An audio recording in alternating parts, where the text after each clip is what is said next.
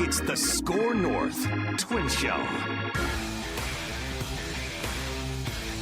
It's not really breaking news anymore today, but I guess for the purposes of this show, we haven't, there goes my button bar.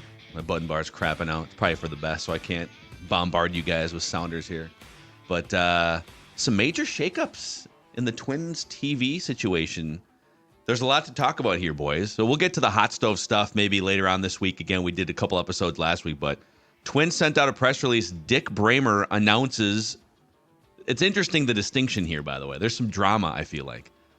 The Twins said Dick Bremer announces transition to special assistant role in Twins front office. But then The Athletic reported it was not a mutual decision. It was the Twins' decision to move on from Dick Bremer. 40 years as a Twins broadcaster. Mm-hmm. And Dick was being a good soldier and, going along with it. So I can read some of the quotes and stuff here. And then there's the whole, where are the games going to be televised? Right. Apparently, according to different reports, it doesn't sound like anyone's even under contract going forward for the broadcasters on both, I think, radio and TV have up in the air contract situation. So when you guys saw, what do you make of this? Let's start with the drama of this. Do you think the Twins are trying to pull a fast one here? Hey, Dick came to us. He just got sick of this. He didn't want to do a goodbye tour. I don't know. Yeah. The way this is being framed feels a little off to me, I guess. Yes, I think they decided. I think this is probably a lot like the John Gordon thing. Now, the Gordon thing's intriguing because Gordon's workload was cut back in his last year. But as I recall, he was very much allowed a farewell tour. We knew that was going to be Gordo's goodbye. I don't think Gordo wanted to leave yet, but he was basically told. And I think this is the same thing without the goodbye. I think privately the Twins would probably say, he was at the end of his contract, and the reality is it was 40 years. Although I'll clarify that in a second. There's some misremembering of that a little bit. But anyway, it was 40 years, and if sounds you like guys it wasn't, recall, it wasn't 40 years, is it 39? I'll clarify in a second. But anyway, if you guys recall, when I believe it was Trevor Plouffe and Justin Morneau on one of, if not the last telecast, gave him a cake and he got emotional. Mm-hmm. That struck me as, boy, this seems like a last telecast. And then in the playoff game, when Bremer was in the stands, they showed him and he got a really nice, they showed him on the scoreboard. And he got at the stadium. At the stadium, yeah. But during a playoff game, so the place was full, and he got a really nice round of applause. And so I thought to myself, that's just sort of seems like a guy who very well might not come back. Here's the one thing I'll defend the Twins a little bit, and they're not going to come out and say this. I wonder if they sort of sat Bremer down at the beginning of last year and said, hey, not quite sure what's going to transpire here. Do you want to make this, your farewell tour? And I wouldn't be surprised if he said, well, no, I'd like to see if I can come back or not. So there's always stuff behind the scenes like that, you guys, that transpires, especially with broadcasters. As far as the 40 years go, congratulations. It was 40 years. First of all, it wasn't continuous because he missed a season, but that's not his fault. They transitioned. But if you guys go back and look too, the 40 years was on different outlets at times with different broadcasters. It wasn't like he was the voice, like Herb Carneal was the voice of Twins baseball on the radio, and on CCO for years, and he was the primary guy from 62 to the time that he passed away. Bremer, if you go back and look, started at Spectrum Sports in 83, but he wasn't the main guy on the over the air at the time. So he was there doing games, but for instance, in 91, the primary broadcasters on television were Ted Robinson and Jim Cott, and Dick would fill in. So that's sort of how it worked. It wasn't just he was the voice of Twins baseball. So he's been the voice of Twins baseball for on TV for 30, mid-90s, I think mid-90s. Yeah, because here's the weird thing. I went back because I'm a complete geek. I went back and looked this up last night. Even in 93, Chad Hartman and a guy named Bobby Carpenter, who I believe Declan has a scorebook because I do have Bobby Carpenter's made a famous scorebook Yep. now, and he's been the voice of the Nationals. Did he get for quite rich some off? time. Did he get rich off like spiral binded? It's a nice scorebooks score. or something? It's a nice scorebook. Dex will admit to this. I would say about 95% of play-by-play guys, TV, radio, use this scorebook. I use it because when I worked at the Saints, Sean Aronson recommended it to me, and I fell in love with it. It's a great scorebook. Wait, if you're a scorebook geek, The awesome. 90s for Twins broadcasters, you're saying we had, and even for Minnesota sports broadcasters, we had the guy that like revolutionized the scorebook calling Twins games. Some games on TV. Tommy John called Twins games as the color commentator for like a year or two. The most Tommy John, like not Tommy, not like the knife, like actual Tommy John. Okay. There's an entire knife conversation here because it's really intriguing. Of all of the partners that Bremer had, Tommy John is like the most just parachuted in. Did like he play everyone for the else. Twins even? No, he never played for the Twins. This is what Dude, I my think dad this- hated Tommy John because I remember every time we'd watch the Twins, it was like 1 year, it was like 93 or 94 or something. Oh my God. And it was on MSC, it was Midwest Sports Channel. Yeah. And my dad we'd watch these games and he'd be like, "Hey, Tommy John makes baseball sound like rocket science. It's not. He's trying to be the smartest guy in the room." He's not wrong about that. Your old man was right. But like Tommy John, who played 26 years, had a surgery named after him, played for like 6 teams, never played for the Twins, parachuted in. But I think Bremer basically became the main TV voice in about 95 or so. So, Yep. I remember as a kid, my dad took me to.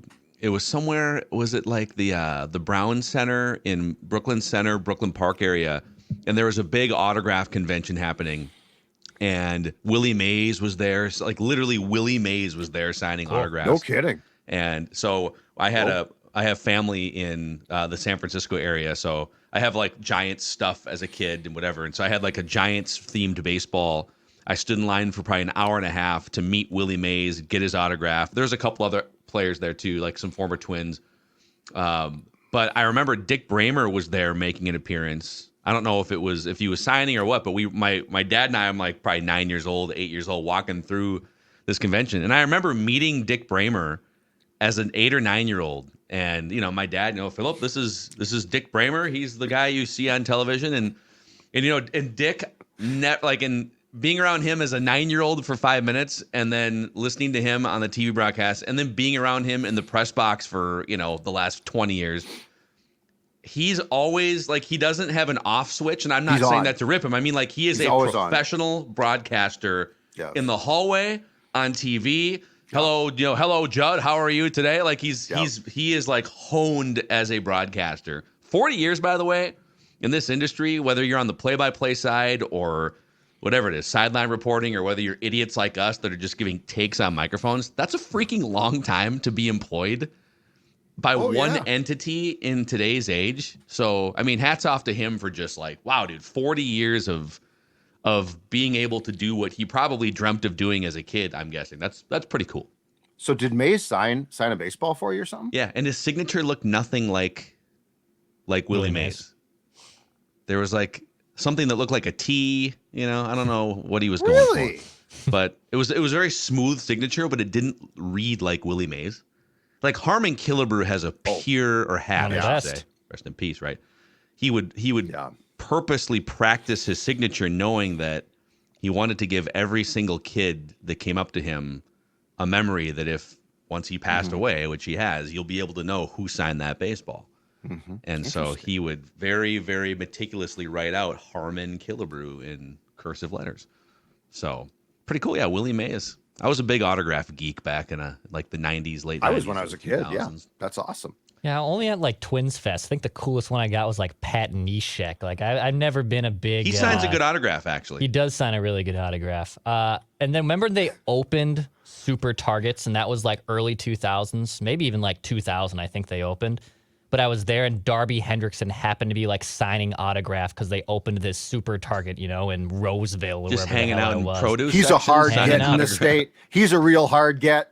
And he's probably shopping there by the pharmacy. Yeah, Yeah, you're right. you just like ran into him in the pharmacy line. No. He wasn't signing autographs because you bothered him. I swear to God, he had a booth and everything. He was getting his medication. He had his jerk. headshot. Yeah, he comes Just to eat the some pharmacy. allergy meds. This is Darby Hendrickson. Hendrickson. But I've never Oh been a my huge God. autograph guy.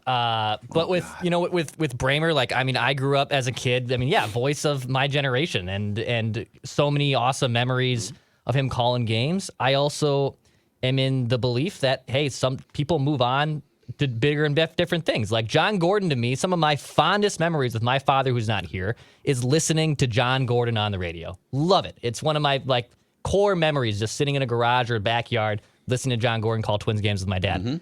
And when Corey Provis stepped in, it was an awesome transition, I thought. Like, was I sad to see Gordo go? And at that time, I'm like 18, 19, I think, starting college or just wrapping up high school when Gordo stepped away. But I also believe there's also time for change and there's time to kind of revamp things. And that's clearly what the Twins are trying to do here.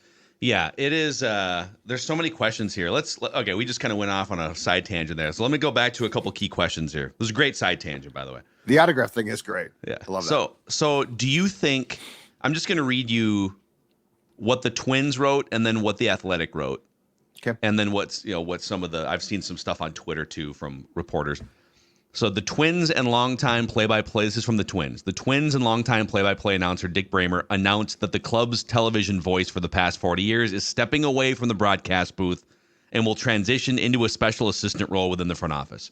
Quote from Dick Bremer, in those 40 years, I broadcast 4,972 Twins games. Over the last year or so, I thought it would be really cool to make it 5,000. Then I thought to myself, how selfish would that be? A broadcast should never be about the announcer. It should always be. He's in this quote, he's sort of coming to the realization that, no, this is time for me to step away. But then The Athletic has this nugget that says, in a stunning move, the Twins announced Tuesday their longtime play-by-play man would no longer be part of the broadcast booth. Instead, Bremer is retiring and transitioning into a special assistant role. A high-ranking team official confirmed health isn't a factor in the decision. The Twins instead want a change in the booth.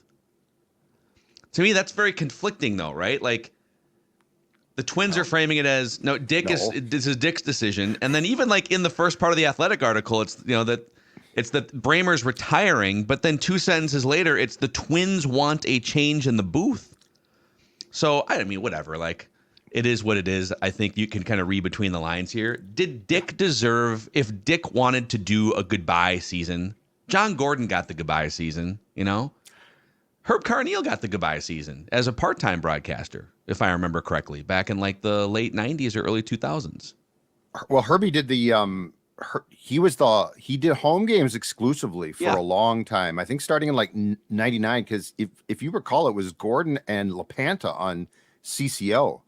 And then I believe Herbie he passed away.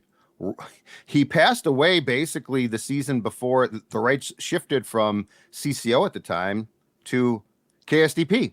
Yep. But I don't think he got the goodbye season because I think he was going to come back and do home games. Okay. But did Dick deserve that? Okay, at 40 years, if they offered him the opportunity, and he was, from what I've heard, at the end of his contract, so he needed to sign, if he was going to come back, sign a new contract. If the Twins behind the scenes said, this very well is going to be it, do you want a goodbye season? And by the way, to give the Twins a little bit of the benefit of the doubt here, 40 years is a perfect, right? Like if you're planning on that, like it's not going to be like, well, we got to get you to 41 years. If they offered him the opportunity and he said, you know what? No, let's let this play out and hopefully I come back, then I think it's fair. If he's completely blindsided and like they didn't tell him a thing, that's a little bit rough. Hey, you're out, and we're gonna write this release for you. Like, yeah. I don't know. I'm sure they collaborated on it. But they're still gonna pay him something. And the Twins, the Twins do continue their tradition of firing nobody. Like everybody, like they can't just shove you out the door. It's always like, hey, here's not only a golden parachute, but here's a title for you and a title for you and a title for you. Gardy, Molitor, okay, yeah, we fired you, but we love you. Come on back. But anyway, they do a great job at the soft sort of relieving of employment. I will say that, yes. Where I actually won't joke about that is pre Dave St. Peter, this team for a long time, alumni wise, did a terrible job. Yeah. Like Killebrew had a falling out at some point. How do you have a falling out with Harmon the Killebrew? Nicest man of all time. And like Carew was like, I don't know if he was persona non grata or that he didn't like them, but like Dave St. Peter has really worked his ass off for a long time now. So if that's the price to pay, that's fine. But back to your question. If the Twins offered him, hey, this is probably at 40 years, it's absolutely perfect, and he said no, then I think the Twins aren't going to come out and say that, but that's fair. If he got totally blindsided, then I guess I feel a little bit worse for Bremer. But as we'll talk about, I'm not going to object to the route that they're going either.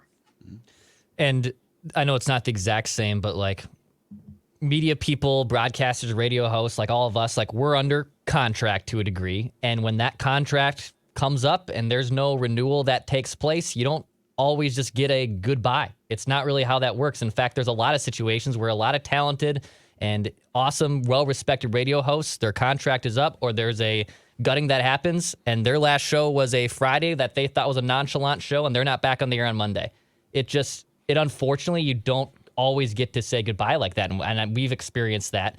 But I don't think it's just he gets the benefit of the doubt just because his contract was up and he gets to come back and say goodbye for one more year. If that conversation took place with the Twins and Bremer that, hey, if you're going to enter this contract year, there's a chance here that, you're not going to be renewed. Like, he has to also kind of know that, in my opinion. So I think it's different for like a talk show host that might just say anything. I think part of the reason companies do that with talk show hosts is because they're pissed and they're opinionated, and the companies don't trust people like us to not like, hey, we're going to let you go. We're not going to renew your contract, but you get one day to say whatever you want to your audience, and then I kind of get it from the company perspective on that front. But on the 40-year play-by-play guy front, I would say if Dick wanted a farewell tour of some kind or one last season to say goodbye, he should have gotten it. But just kind of reading through, like, it's my guess is, I'm not reporting this, but it feels like, sort of digesting all the information, maybe the Twins went to him a year ago before the contract, or maybe they discussed after the contract was up some sort of more limited role. And maybe what Dick is saying here is like, I didn't want to be the story, so I'd rather let's just have that be my last game over here, right? So maybe that's what happened.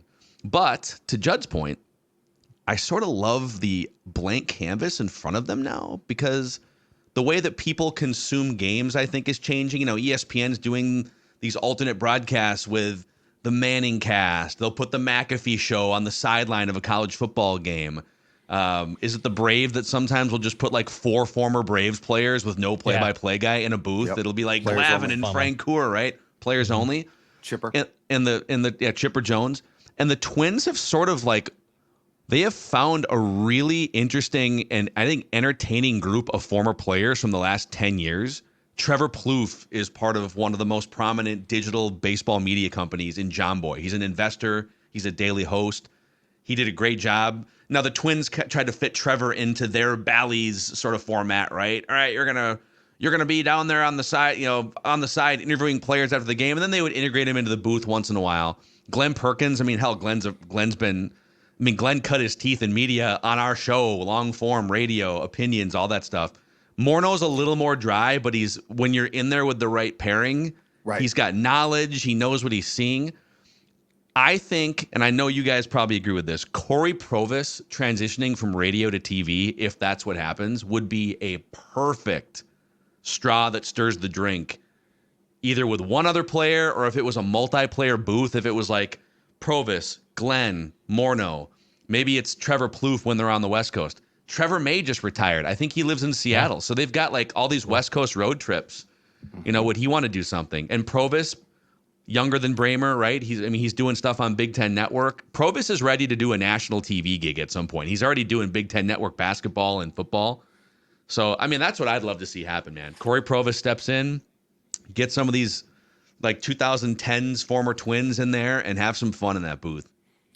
Well, and the best part now is it almost 100% is Bally's is out. So like, we don't have to worry about them anymore. And look, they've got a lot of coming up next.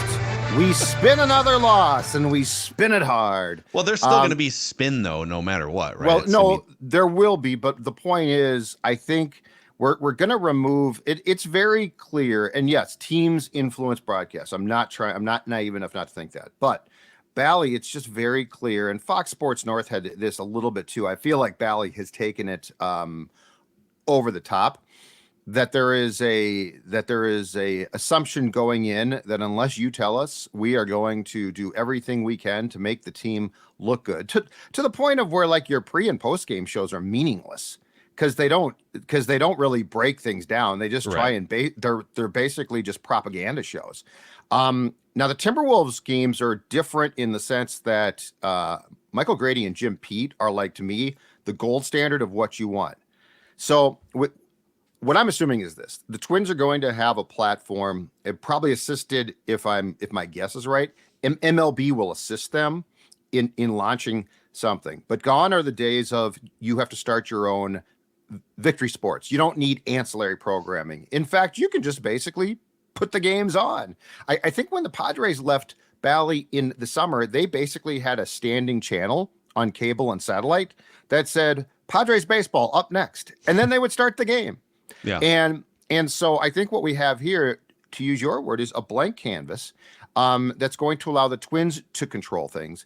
And the thing I love about Provis is he's not going to try to BS you.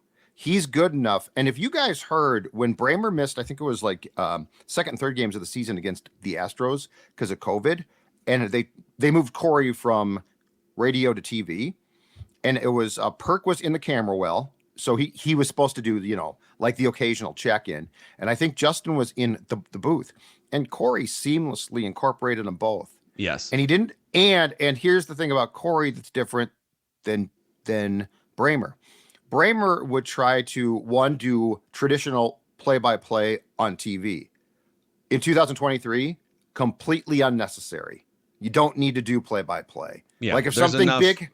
There's enough visual cues on the screen and stuff. A home run call? Awesome. Do the home run call. But like, I don't need to know there's the pitch down low, 2-1. Like, you can have a conversation during that time.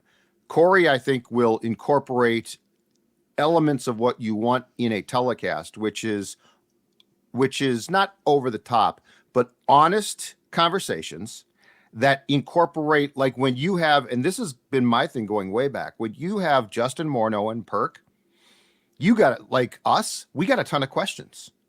It's like when Boone joins us, right? I don't think we try to tell Booney, here's what we know about offensive line play. We're just like, oh yeah, what's that?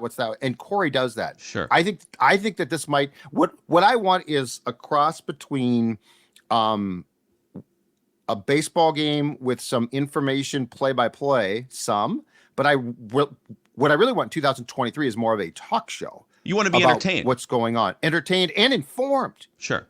What's your number one thing when you sit down to watch a game? As much as we've watched sports, my personal goal is, what can I learn?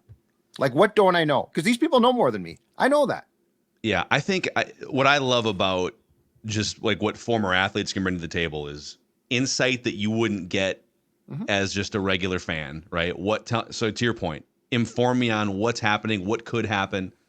This is why I know there was some split opinions on this. I really liked the AJ Pierzynski, Adam Wainwright booth with the straw stirrer play-by-play guy. I think Adam Amin was the play-by-play guy for the Twins wildcard series. Yes, sir. Amin was nimble. He would call the play-by-play as needed, but he would know what questions to ask the other guys. Then he would kind of know when to step away and let a 3-man booth. And again, like these are sometimes local budgets. And so I get that maybe the Twins aren't going to pay for a 3-man booth for an entire 162 game season. There's a whole budgetary conversation here that goes into like losing the $55 million a year, $53 million a year in Bally's money. Like, where does that come from? But I would love to see a 3-man booth, to your point, conversational, entertaining, tell stories, predict what's going to happen based on your knowledge, give us insight into what the catcher and pitcher are thinking, like all this fun stuff. And maybe it's a mix. Maybe it's not the same 3-man booth all the time. But the one thing that they have a stable of like 6 or 7 players. Even hell, Roy Smalley from the 80s. Roy Smalley's good if you tee him up and seek knowledge. He's one of them. We had him as a regular guest for a long time on our old radio show. That's great. Super insightful guy. But the one thing that really, like, when they put, let's say it's play-by-play guy, it's Bremer and it's Morneau in the broadcast booth, and then it's Plouffe in the camera well, or it's Glenn in the camera well. To me, that's a waste of a third person.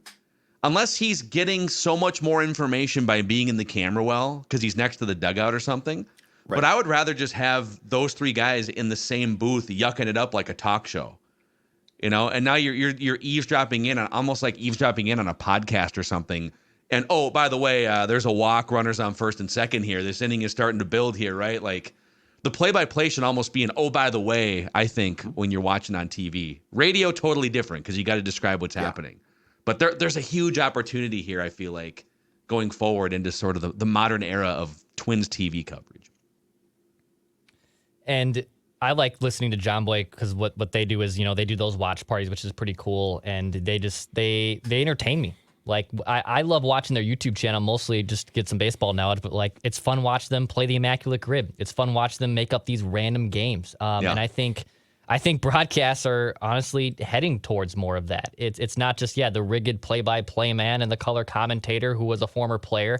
I think it's definitely evolved, and how they want to go about that, whether that's Provis, who I'm a big fan of, or whether that's an outside hire, or even, look, if they're really against the pennies and against the cap and whatnot, do they do a simulcast? Like, I think they have a whole open book here on what they want to do to basically start a new TV network or new TV play-by-play guy.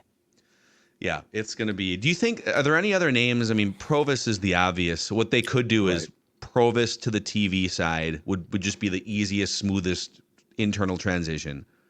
Unless he's getting a lot of, it's possible that there's like national opportunities for him, if there's a Chicago opportunity at some point, because that's kind of where he's from. But I think he would love to take that TV job if it makes sense. And then Chris Atterbury's been kind of the backup play-by-play guy for 10 plus years. You could make that easy transition on the radio side too. Are there other names that we're not thinking of? Would they go like outside the Minnesota sphere for someone that, like when the Wolves went and got Dave Benz and then they got Michael Grady, like those guys were from completely outside the market. Provis was from completely outside the market. I think it was still Bally. They might, because they have a stable of announcers in their family, and there's a chance that they might. I got to think with the Twins taking over the sort of control completely of the telecast, which is what I expect, I got to think it's Corey. Plus, if you don't give Corey that job, you're tempting him to leave, and he is one of the best play-by-play guys or just announcers that we have had in this market, in my opinion, in a long time. To Declan's point, the simulcast is interesting because it is a great way to cut costs. Unfortunately, it would cut us out from the knees as far as what we're talking about, because if you're doing a simulcast, you have to do play-by-play. I believe, as far as baseball goes, the only team I've heard that does a simulcast, I think the Toronto Blue Jays did one at one time. I'm not sure that they still do. But you can't dismiss it, because we do come back to one incredibly important thing, which is the Twins have, and this is the huge question, what are they going to do from a financial standpoint if they control the telecasts? One, do they still stand to get reimbursed at all from baseball? Because I know that baseball said that they would help the teams that Bally bailed on during the 2023 season, but my guess is no. And so the second question is then, if you have to produce the telecast, your revenue is basically going to come through advertising sales, which is great, but you're still in charge of then the production trucks. Like, there are things you have to have there. This is where baseball almost needs to create some sort of MLS like landing spot for these, and it's gonna. But if they have to pay for that, it's a huge. I mean, those are overhead expenses the Twins simply, I don't think, had to worry about. Yeah, but like, there's no alternative, right? Is there? I think we've kind of gotten to the point where, okay, Sinclair's the parent company for Bally and all the regional networks. There isn't another 10 years ago, NBC Sports had regional sports networks all over the place, and Fox Sports North, and then there was like. You had like, and some of these still exist, like Root Sports in Pittsburgh and Seattle, and you had all these different. And so there are some markets where there'd literally be a bidding war between like the NBC regional network and the Fox regional network, and up the price goes. I don't think now that Bally is out of the mix here in the Twin Cities, there's not No one is coming in with a 40 to 50 to 60 million dollar a year golden parachute to get the rights on your platform. But if baseball, much like MLS, and now MLS is kind of cutting off discovery of their sport by putting everything behind an Apple TV paywall, but at least you know as a fan of soccer, if I want to watch an MLS game, if I want to watch Minnesota United, I know where it is. Or at least they should, and they'll do a better job of getting the word out. But the Twins, I think the Twins have a big enough brand in baseball. Major League Baseball has been around for 150 years, that if they were to decide at some point, let's put all of the local games on one platform, I think they could get the word out to enough fans. But then the question would be, if you're the Yankees and you've got your owned and operated channel that gets you $400 million a year in revenue or $200 million a year, and there's a team like the Twins that can't cobble together their own deal because there's no bidders in the market, do some of the other big market teams balk at that type of a deal because they don't want to be subsidizing? That's where it comes in. Do the big owners get territorial about, we want the current system in place because we make a lot of money off it? So and that's been a problem for a long time, because that's why the Twins have never really had a great, and 50. I think we found out during the lawsuit last summer that Twins were actually pulling in 56 mil from Valley. Yeah. But I mean, that's a drop in the bucket compared to the Dodgers, the Yankees, the Red Sox. So that's been a long standing problem. But if the Twins have to actually, out of their own pocketbook, finance this thing, that's going to have a big impact on who they hire for talent, what they do. I mean, there's a whole nother, it's sort of a business related, probably not sexy conversation, but I'm going to tell you, it's going to become incredibly important. Because as far as what the team's payroll is going to be and where you're going to see games, and can they cut deals for a one-off channel with YouTube TV, with Xfinity, with Dish, with DirecTV, all of these things are going to become incredibly important. But the bottom line for the Twins is, how are they going to even begin to replace what was basically for years from Fox Sports North and then Diamond Sports Group, just a flat check that I think they were essentially handed, and they had power over things, but they didn't have to worry about paying for those things. Yeah, you'd rather it's easier just to get the check. All right, let's get to a random Twin of the Week here before we wrap this podcast, presented by our friends over at Finch Home Solutions. Judd, let's tell the audience about our favorite van. Show that van right there. Show the it's van not on this channel right now, but you'll see the van. Oh, it's not on this channel. Not on this one, but it's. We need to make sure. Yeah, thank you very much. There it is. I was looking at the video section, not the tab section.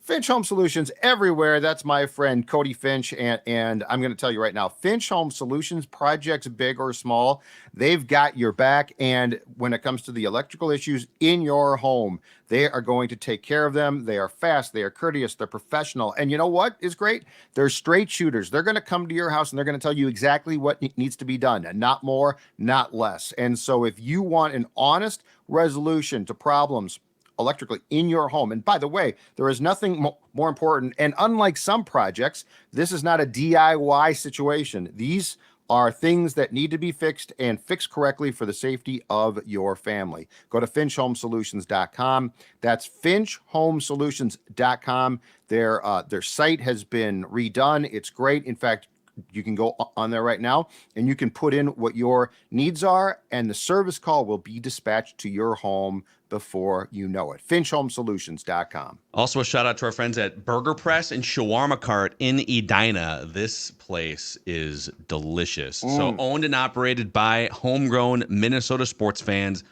big supporters and fans of Score North and everything that we're doing here. So we appreciate that. The food is unbelievable. So I was over there a couple weeks ago for lunch on a Friday, and I dove into the shawarma cart section and tested out the shawarma wrap, a shawarma burrito. I couldn't eat all of it at once, so I had a sampling of the shawarma wrap, a sampling of the shawarma burrito, the shawarma bowls. They have a hot sauce called Rectum. So if you like hot sauce, it's fantastic. Burger Press and Shawarma Cart in Edina, just off 494 and France Avenue. Go on in there, check it out, let us know what you think. All right, boys. So losers out, and I was the loser last week. Declan versus Judd this week. Judd, you correctly guessed Glenn Williams to get on the board here. You had Gary Gaetti 4 weeks ago, too. So the most recent random twins are Glenn Williams, Butch Husky, Ryan Presley, Gary Gaetti, and Henry Blanco. Yeah, I brought that one to the table. Mm-hmm. So it's Declan versus Judd. You get 3 strikes each, and if you hit your 3rd strike, you're out. The other person wins. I've got a series of clues. You can ask questions if you want. I don't have to answer them. It's my game this time around. So, all right. Screw you guys. I have an 8 points to Declan's 4 to Judd's 3. So we'll see if one of you guys can get a little closer to the crown here.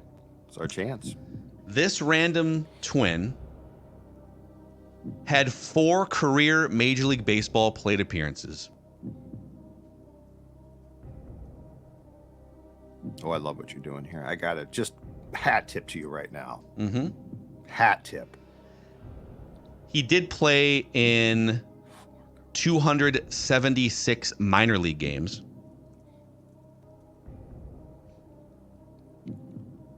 Was a standout in high school in baseball and soccer. Mm-hmm. Judd looks perplexed right now. Oh, it's good. This is great. This random twin has a World Series ring as a player.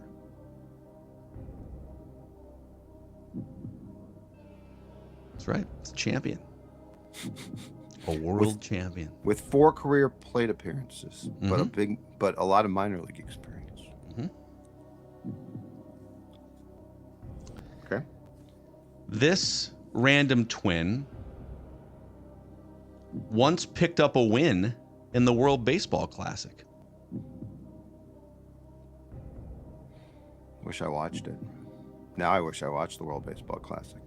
Should have paid attention. Mm-hmm. Okay.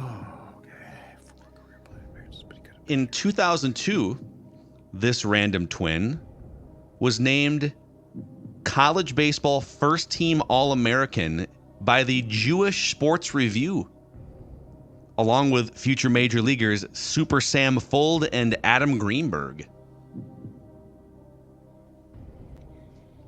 Sam Fuld, another great former Minnesota Twin. 2002 college. Mm-hmm.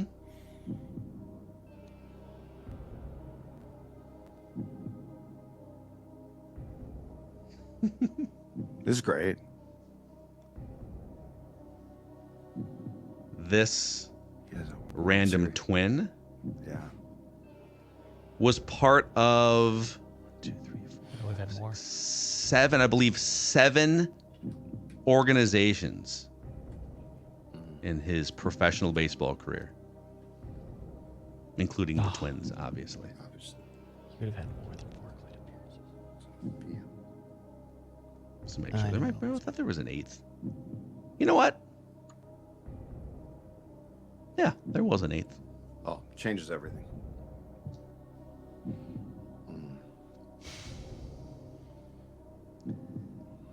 Those organizations are. There might be a 10th. Boy, there's a lot of teams here. Let's see here. No, there's a second stint there. Padres, I would have been ripped for doing this. Twins, Red Sox. You guys can rip me. Kind of flying by the seat of my pants here. Indians, Athletics, Diamondbacks, Marlins. Did I say Red Sox already? Red Sox. Mhm. And he was with 3 of those organizations Is twice. I might get this name wrong because it's coming to me, but I think he's on. If I'm right, he's on Twitter. Pitch because he pitched for the Reds. Is it Pat Light? Pat Light. Okay. It's incorrect. All right. This random twin played in 507 career Major League games and 10 playoff games. Ah,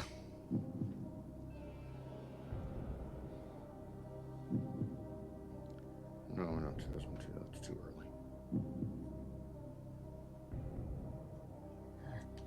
This random twin played college baseball in the Ivy League.